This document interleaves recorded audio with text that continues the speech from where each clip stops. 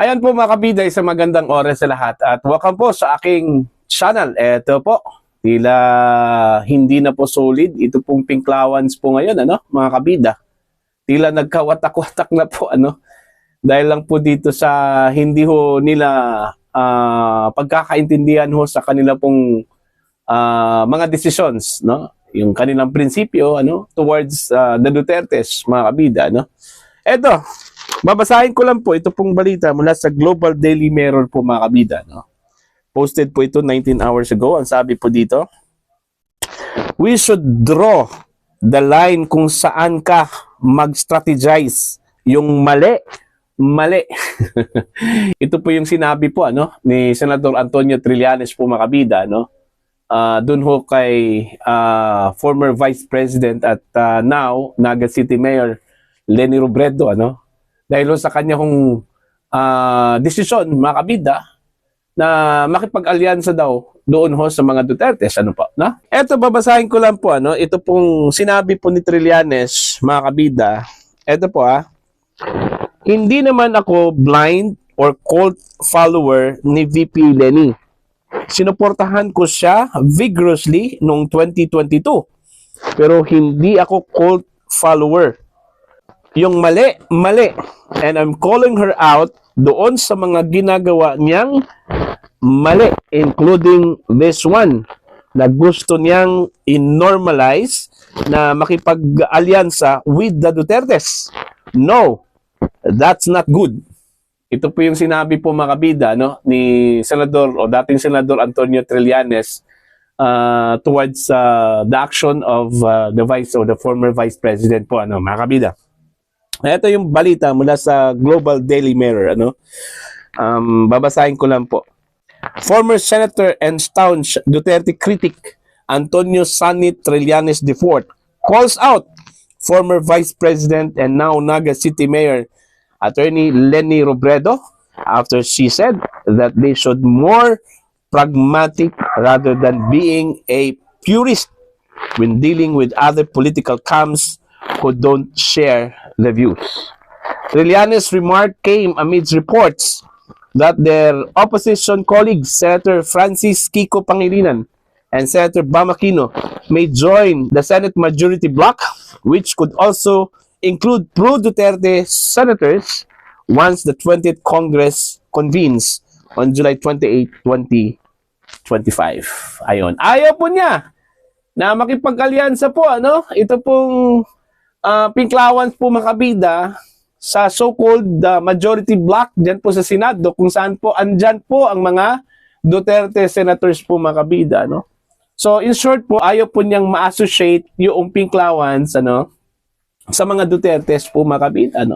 Galit na galit talaga ito kung si Trillanes po sa mga Dutertes. Siguro kahit anino lang siguro ng mga Duterte, ayaw po niya na makita po, mga kabida. Ano kayang nag-ugat o pinanggalingan ng galit po ni Trillanes sa mga Dutertes po, mga kabida, Okay? Parang ginawa po niyang dahilan yung prinsipyo. Okay? Yung prinsipyo po. Ano pala yung prinsipyo po ni Trillanes? Hindi po niya hinahayaan po, mga kabida, yung kanyang mga kasamahan, kung ano yung kanilang gusto, kanilang desisyon. In the first place, itong si Trillanes, magdalo po yan . Ang tunay na pinklawan po dyan, ito pong si Leni Robredo. Okay? At saka ito pong sina Bam Aquino, sila Francis Kiko Pangilinan, ito pong mga Liberal Party members, ito pong mga kalyado talaga, ni former Vice President Leni Robredo po, mga kabida. Actually, yung pinklawans po, mga kabida, nagsimula po yan noong 2022 presidential elections po, kung saan po ay tumakbo po itong si Vice President Leni Robredo, mga kabida, bilang Pangulo po ng Pilipinas. Doon po nagsimula ito pong pinklawans. Okay? At itong pinklawans po ay marami hong mga political parties andyan, Okay? Kabilang na po ito pong Magdalo, Kaya nga, sabi ko, sampa lang po yung Magdalo na yan. Kasi ang totoong pinklawan talaga, ito pong si Leni Robredo, Although sinuportahan po nila, mga kabida, ito pong si Robredo noong 2022, pero hindi ho ibig sabihin po, mga kabida, na may karapatan na po silang dumikta doon po sa pasya po ni Robredo. Okay? Unang-una po si Robredo po ang kinikilalang head po ng Pinklawans po mga kabida. Hindi si Trillanes. Kung ayaw po ni Trillanes mga kabida, dito ho sa naging desisyon po ni Robredo at 10 ng kanyang mga kasamahan na nakipag-alyansa po sa majority bloc dyan po sa Senado, umalis po itong si Trillanes. Okay? Sa umbrella po ng Pinklawans, mga kabida. Magtayo po siya ng sarili po niyang umbrella. Okay? Wala kasi siyang karapatan dun eh. Hindi po saklaw ni Trillanes kung ano yung magiging desisyon po ng ilang mga political figures dyan po sa Pink. Okay? Mga kabida. So, ito na po. Actually, nagkawatak-watak na talaga ito mga kabida kasi may factions na kasi ito Faction ni Trillanes, Risa Hontiveros, at faction po ni former Vice President Leni Robredo, alam naman po natin, unang-una po dito ho kay Senator Risa Hontiveros. Actually, she was expecting na ito pong dalawang mga bagong senador po, Kiko Pangilinan at saka Bam Aquino, makakasama po niya sa oposisyon.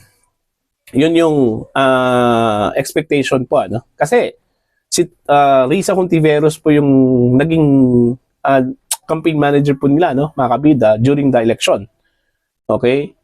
So, she was expecting na after they won, okay, itong dalawa, magkakaroon po sila ng opposition bloc dyan po sa Senate. Hindi po nangyari yun. Kasi gusto kong maging parte po ng majority block ito kung si Senator Bam at Senator Kiko po mga kabida. Kasi gusto ho nilang makuha yung ninanais ho nilang mga komite dyan po sa Senate. Yun naman kasi yung kalakaran dyan Kung hindi ka aanib sa majority block, hindi mo talaga makukuha yung komite na gusto mo. Okay?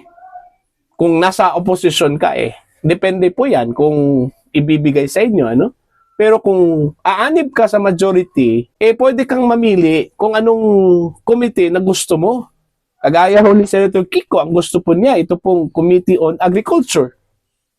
Kung nasa opposition siya, do you think ibibigay yan ng majority sa kanya, mga kabida? Hindi. Itong si Bam Aquino, do you think kung nasa opposition ito pong si Bam Aquino, ibibigay sa kanya ito pong Committee on Education po? Yun yung gusto po niya na committee po dyan sa Senado, yung Committee on Education po mga kabida. Kaya nga, wala ho silang choice. Kasi gusto ko nilang may gawin dyan po sa kanilang komite. Kaya nga, napilitan po sila, nagdesisyon po silang umanib sa majority block. Yun yung rason. Pero hindi ibig sabihin po na compromise yung kanilang panindigan. Iba. Iba yung sumali ka sa majority, mga kabida, at iba yung panindigan mo Andun pa rin yun. Actually, pinaliwanag na po yan ni Senator Kiko Pangilinan po mga kabida, kaso lang po, ito pong si Trillanes, gusto kasing, gusto kasing dumikta, mga kabida, kung anong dapat gawin po ng kanila pong hanay po, See? Hindi ibig sabihin na sumali ka sa kabila, doon na ka talaga, Kung ano yung prinsipyo ng majority, i-embrace mo yun. Hindi ganun Okay, hindi ganun. Hindi ganun. See? Ang nangyari ngayon, kanya-kanya na po, Grupo ni Trillanes, grupo po ni Risa Hontiveros. Kaya nga, ang take ko dyan, mga kabida, kung meron mang dapat palayasin dyan sa Pink, ito pong si Trillanes. Hindi po itong si Kiko, si Bam, o di kaya ito pong si former Vice President Leni Robredo. Sila yung nagpundar po dyan. Naku po, mga kabida. Yung pangarap po, mga kabida, ni Senator Risa Hontiveros na kailangan hong mas solidify po niya, ito pong Pink. Alright? Para ho sa 2028 presidential elections, baka hindi na po ito mangyayari po, mga kabida.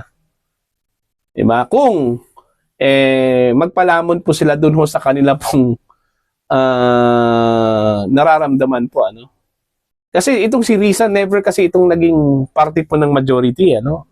Sa pagkakaalam ko lang, ano? Diyan po sa Senado, eh. Okay? Kasi pag nasa majority ka po sa Senado, nasa iyo yung discretion, eh, kung ano yung gusto pong committee mo, eh, ano? O, buti nga, itong si Risa Hontiveros, binigay sa kanya yung committee po ng, ano, ng children ba yun? Ano? Diyan po sa Senado, kahit po nasa opposition po siya mga kabida, ano po, no? Oh. See? At the mercy of the majority, at the mercy of the Senate President, yung nasa opposition ka. Depende yan kung maawa sila sa'yo. Kung makikiusap ka at maawa po sila sa'yo, so it's good, ano? Pero kung hindi, wala ka talagang magawa kasi nasa opposition ka eh. Unlike nasa majority block ka, pwede kang humingi at makukuha mo yung gusto mong komite na ninanais mo na makuha po makabida, no? So yun po, ano? Medyo meron pong resentment ito pong si Senator Trillanes po kay former Vice President Leni Robredo ho, ano? Actually, hindi na ito bago eh, ano? This is the second time po makabida sa pagkakaalala ko po, ano, na meron po siyang comment, ano, feedback.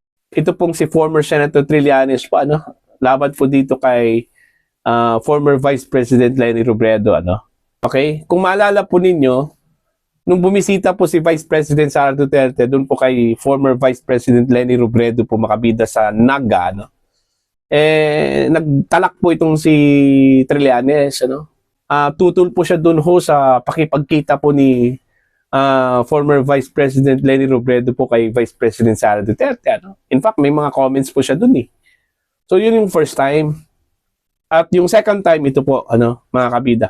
So titingnan na lang po natin mga kabida kung talagang magkakayos pa itong dalawa po, ano, Trillanes at saka ito kong si Robredo po. Pero I don't think papatulan po ito ni Mayor Leni Robredo po makabida. Ito pong banat po ni former Senator Trillanes, ano? Okay? So, yun po. Para po sa inyo, ano po ang inyong komento at pananaw ko dito mga kabida, please comment down. Sa mga hindi pa po subscribers sa aking channel, please subscribe. Just click the subscribe button, click the notification bell, click all para updated po kayo mga kabida sa aking mga uploads. Maraming salamat po sa inyo lahat, mga kabida.